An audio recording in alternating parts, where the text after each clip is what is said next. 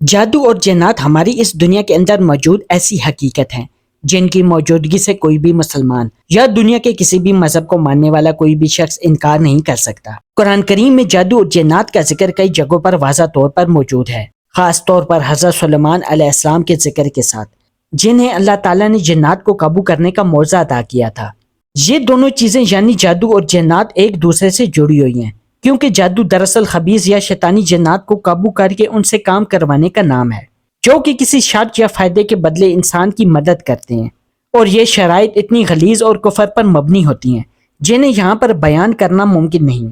یعنی آسان الفاظ کے اندر ایسے کام جن سے انسان کی مخلوق کے طور پر تذلیل ہو اور جنات کو ایک برتر مخلوق ثابت کیا جا سکے۔ مثال کے طور پر سورج، چاند، ستارے اور شیطان کو سجدہ کرنا، اس کے نام پر قربانی کرنا، زنا کرنا، حرام کھانا، غسل اور نہانا چھوڑ دینا، خون یا پیشاب سے نعوذ باللہ قرآن پاک کے الفاظ لکھنا، گندگی کھانا، اور جتنا زیادہ جادوگر یہ کام کرے گا یہ شیطانی جنات اس کی اتنی زیادہ مدد کریں گے۔ اور اس کا ثبوت ہمیں قرآن پاک کے اندر کچھ اس طرح سے ملتا ہے کہ اللہ پاک سورہ الشورى کے اندر فرماتا ہے کہ کیا میں تمہیں بتاؤں کہ شیطان کس پر اترتے ہیں؟ وہ ایک جھوٹے اور گنہگار پر اترتے ہیں اور انہیں سنی سنائی باتیں پہنچاتے ہیں، اور ان میں سے اکثر جھوٹے ہیں۔ یاد رہے کہ یہ مدد ہر جنات نہیں کرتا، کیونکہ ان کے اندر نیک جنات اور خبیث جنات دونوں موجود ہوتے ہیں، جن کا ذکر سورہ جن کے اندر موجود ہے کہ ان کے اندر اچھے جنات بھی ہوتے ہیں یا نیک جنات اور شیطانی جنات بھی۔ جادو کا لفظ اردو زبان کے اندر استعمال ہوتا ہے، کیونکہ عربی زبان کے اندر اس کے لیے سحر کا لفظ استعمال ہوتا ہے، جس کے معنی ہے حقیقت کو پھیر دینا یا دھوکہ دینا، جو بس نظروں کا دھوکہ ہوتا ہے، جبکہ اس کے برعکس معجزے کے اندر حقیقت کو بالکل بدل دیا جاتا ہے۔ جادو میں تعویذ اور مخصوص کفریہ کلمات پڑھ کر ایک ایسا عمل کیا جاتا ہے جس کی وجہ سے کسی شخص کے جسم، دل و دماغ کو چھوئے بغیر اثرات ہو جاتے ہیں۔ کوئی بھی شخص بیمار ہو سکتا ہے، نامرد بن سکتا ہے، میاں بیوی کے اندر جدائی بھی ڈلوائی جا سکتی ہے اور نفرت بھی، اور یہاں تک کہ اس کا قتل بھی ممکن ہے، کیونکہ ڈائریکٹلی شیطان تو آپ کو نقصان نہیں پہنچا سکتے، بلکہ آپ کے دماغ کے اندر سوسائیڈل تھاٹس یا نا امیدی پیدا کر کے خود آپ کو آپ کے قتل کی طرف اکساتے ہیں۔ حدیث مبارک کے اندر آتا ہے کہ خود رسول پاک صلی اللہ علیہ وآلہ وسلم پر بھی جادو ہو گیا تھا، جو کہ ایک یہودی لبید بن عاصم نے رسول پاک صلی اللہ علیہ وآلہ وسلم پر باقاعدہ طور پر جادو کیا تھا، یہاں تک کہ دو فرشتے جبرائیل علیہ السلام اور میکائیل علیہ السلام نے آپ کو آ کر بتایا کہ لبید بن عاصم معلون نے کنگھے اور سر کے بالوں پر جادو کر کے انہیں کنویں کے اندر رکھا ہوا ہے، اور اس جادو کے اثر کی وجہ سے اس کنویں کا پانی بالکل مہدی کے پانی کی طرح سرخ ہو گیا تھا۔ آپ صلی اللہ علیہ وآلہ وسلم اپنے صحابہ کے ساتھ اس کنویں پر گئے اور ان چیزوں کو نکال کر زمین کے اندر دفن کر دیا، یہاں تک کہ آپ صلی اللہ علیہ وآلہ وسلم نے اس واقعے کا ذکر باقی لوگوں سے بھی نہیں کیا، تاکہ یہ باقی لوگوں کے اندر گناہ کے طور پر پھیل نہ سکے، یعنی لوگ ایک دوسرے پر جادو کروانے کے لیے موٹیویٹ نہ ہو سکیں۔ صحیح حدیث میں حضرت ابو ہریرہ رضی اللہ تعالی عنہ سے مروی ہے کہ آپ صلی اللہ علیہ وآلہ وسلم نے فرمایا کہ 7 ہلاک کر دینے والی چیزوں سے بچو، جن میں سے ایک ہے جادو کروانا، کیونکہ یہ بڑا شرک ہے۔ جنات کی کئی اقسام ہیں، جن میں سے کئی طاقتور اور کئی کمزور ہوتے ہیں، کئی اڑنے والے اور کئی زمین پر، جبکہ کئی ویرانوں کے اندر جگہوں پر رہنے والے ہیں، اور کچھ ایسے جنات ہیں کہ جنہیں اللہ تعالیٰ نے شکلیں بدلنے کی صلاحیت دی ہوئی ہے۔ وہ سانپ، بچھو، گدے، گھوڑے، کتے اور پرندوں تک کی شکل کے اندر آ کر عام انسانوں کو نظر آ سکتے ہیں۔ یہ تبدیلی کیسی ہوتی ہے، اس کا قرآن و حدیث کے اندر کوئی ذکر موجود نہیں، سوائے اس بات کے کہ نبی پاک صلی اللہ علیہ وآلہ وسلم نے فرمایا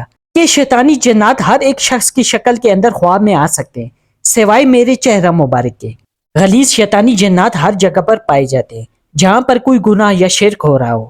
یہاں تک کہ آپ کے گھر کے ٹوائلٹ کے اندر بھی موجود ہوتے ہیں، جہاں پر گندگی موجود ہوتی ہے، وہاں یہ جنات سب سے زیادہ پائے جاتے ہیں۔ اس لیے وہاں بیٹھ کر نا امیدی کے اندر رونے سے بھی منع کیا گیا ہے، کیونکہ اس دوران یہ شیطانی جنات آپ کے جسم کے اندر داخل ہو جاتے ہیں، یا پھر آپ یہ کہہ سکتے ہیں کہ اس حالت کے اندر آپ کے جسم کی کیفیت یا فریکوینسی ان کے لیے سب سے بہترین ہوتی ہے، یا پھر غصے کی حالت میں یا پھر بے حیائی کے وقت یہ سب سے زیادہ آپ کے جسم پر جلدی حملہ کرتے ہیں اور یہ اٹیک کر کے آپ کے دماغ پر قابض ہو جاتے ہیں۔ اس کے بعد یہ آپ سے مزید گناہ کرواتے ہیں اور اس کا عادی بنا دیتے ہیں، یہاں تک کہ جب تک آپ ان گناہوں سے توبہ نہ کر لیں۔ یہ وہ جادو ہے جو کہ آپ انجانے کے اندر خود اپنے اوپر کرواتے ہیں، لیکن آپ کو اس کی خبر تک نہیں ہوتی، یعنی کہ یہ وہ جادو ہے جو کہ خود بخود آپ پر ہو جاتا ہے۔ اس جادو کو آسیب کا نام دیا جاتا ہے۔ یہ وہ جادو ہے جب آپ خود جنات کو خود پر حملہ کرنے کی دعوت دیتے ہیں، جب آپ شدید نحوست کا شکار ہو، مسلسل گناہوں کے اندر پڑے ہوں، نماز، روزے، زکوٰۃ، صدقہ اور اللہ کی عبادت سے غافل ہوں، اور رسول کریم صلی اللہ علیہ وآلہ وسلم کے فرمان کے مطابق نمازیں اور نفل نہ پڑھ کے گھر کو قبرستان بنا دیتے ہیں جہاں پر زندہ لوگ نہیں رہتے۔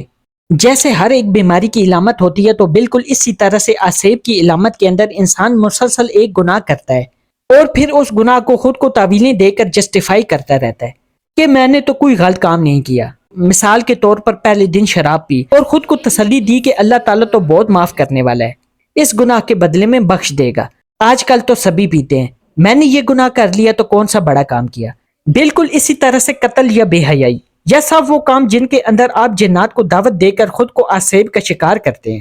اس وقت ایک جن مسلسل آپ کے دماغ پر مسلط ہو جاتا ہے جو کہ آپ کے ساتھ مسلسل لگا رہتا ہے اور یہ آپ کے دماغ کے ساتھ مسلسل چھیڑ چھاڑ کرتا رہتا ہے، الٹے سیدھے مشورے دے کر آپ کو مزید گناہوں پر اکساتا ہے۔ اگر کبھی آپ کے دماغ کے اندر برے خیالات ابھرنے لگیں تو سمجھ جائیں کہ یہ قرین آپ کے دماغ کے ساتھ چھیڑ چھاڑ کر رہا ہے یا پھر آپ کے آس پاس موجود ہے۔ اور اسی طرح اگر کوئی اچھی سوچیں آپ کے دماغ کے اندر آ رہی ہیں تو اس کا مطلب ہے کہ کوئی مالک یعنی کوئی فرشتہ آپ کے آس پاس موجود ہے، اور آپ جانتے ہیں کہ فرشتے کبھی بھی کسی ناپاک جگہ پر نہیں اترتے۔ اگر کوئی قرین آپ پر مسلط ہے تو اس وقت آپ اپنے سر کے اندر درد محسوس کریں گے، الرجی یا خوف محسوس کریں گے، آپ کی یادداشت کافی کمزور ہونے لگے گی، ہر وقت آپ کو برے خیالات اور خواب آنے لگیں گے۔ یہ سب سے پہلے آپ کو نا امیدی اور مایوسی کے اندر ڈالیں گے۔ سب سے زیادہ مایوسی نجومی دلوں کے اندر ڈالتے ہیں۔ اگر وہ آپ کا ہاتھ دیکھ کر شیطانوں کی مدد سے کچھ پیشن گوئیاں کرتے ہیں تو اس سے غم یا تکلیف کا سن کر ہی آپ کی باقی زندگی مایوسی اور نا امیدی میں گزر جاتی ہے۔ اسی لیے اللہ کے رسول صلی اللہ علیہ وآلہ وسلم نے ہاتھ دکھانے والے نجومیوں، کاہنوں اور جادوگروں کے پاس جانے سے منع فرمایا کہ جو بھی شخص ان کے پاس گیا اس نے اس چیز کا انکار کیا جو کہ محمد صلی اللہ علیہ وآلہ وسلم پر نازل ہوئی۔ دوستو، اب اس سے نکلنے کا طریقہ انتہائی آسان ہے۔ توبہ کرنا، اللہ کا ذکر کرنا، قرآن پاک کی تلاوت کرنا، صدقہ کرنا، نمازوں کی پابندی اور اللہ تعالیٰ پر یقین۔ جیسا کہ اللہ تعالیٰ نے قرآن پاک کی سورہ النحل کے اندر فرمایا ہے کہ جب قرآن پاک پڑھنے لگو تو شیطان مردود سے اللہ کی پناہ طلب کیا کرو۔ اس آسیب کا علاج کسی عامل نجومی یا جادوگر کے پاس بالکل نہیں ہے، بلکہ صرف اور صرف آپ کے پاس ہے۔ بس آپ کو ذکر اور عبادات کی پابندی کرنی ہے، تب کہیں جا کر یہ مشکل سے جنات آپ کا پیچھا چھوڑیں گے، کیونکہ اس کے اندر بہت ٹائم لگ سکتا ہے، لیکن اس کے بعد کوئی بھی آسیب، کوئی بھی جادو، کوئی بھی نظر بد آپ پر کبھی بھی اثر نہیں کر سکتی۔ اور یہ اللہ کا وعدہ ہے جو کہ سب سے طاقتور اور قادر ہے۔ اس سلسلے میں سب سے بہترین دعا سورہ المومنون کے اندر موجود ہے، جس کا ترجمہ ہے کہ اے اللہ، میں شیطان کے وسوسوں سے تیری پناہ چاہتا ہوں،